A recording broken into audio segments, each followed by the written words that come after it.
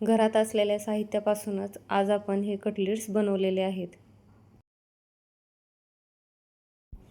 इथे मी बटाटा आणि बीट उकडून घेतला आहे।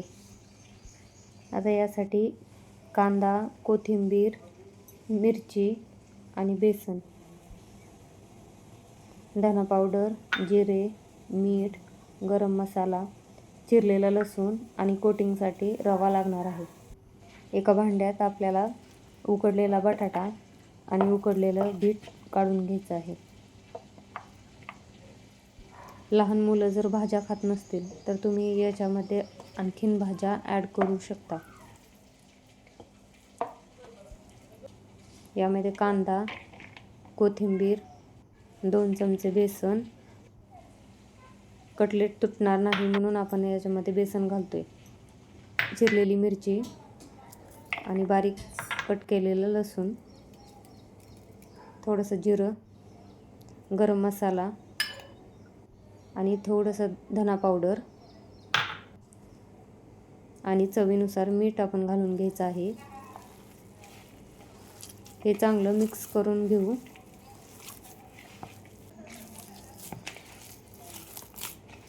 तुम्ही बघू शकता किती छान रंग आलेला आहे।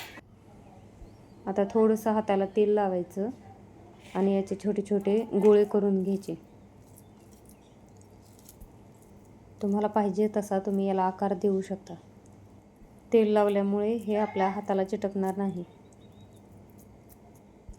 आणि मिश्रण जर थोडंसं पातळ झालं तर यामध्ये रवा टाकून हे मिश्रण आपण घट्ट करून घेतलं तरी चालतं। याला आपण असं प्रेस करून घ्यायचं आहे, जास्त जाडही नाही आणि जास्त पातळही करायचं नाही। याला आता आपल्याला रवा लावून घ्यायचा आहे। रव्याचं छान असं कोटिंग करून घ्यायचं आहे, म्हणजे कटलेट एकदम क्रिस्पी होतात। शक्यतो बारीकच रवा आपल्याला इथे वापरायचा आहे। एक एक सगळे कटलेट्स आपण असे कोटिंग करून घेऊ।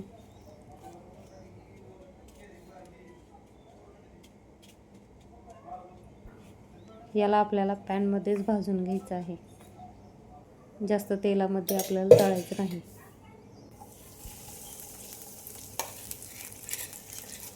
इथे मी एक एक तळून घेते।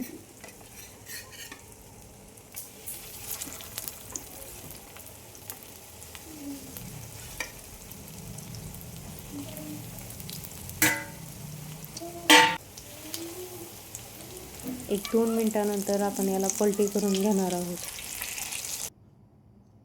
2-3 मिनटं चांगले क्रिस्पी झाल्यानंतर याला बाजूला काढून घेऊ। रेसिपी आवडली असेल तर आपल्या चॅनलला नक्की सबस्क्राईब करा।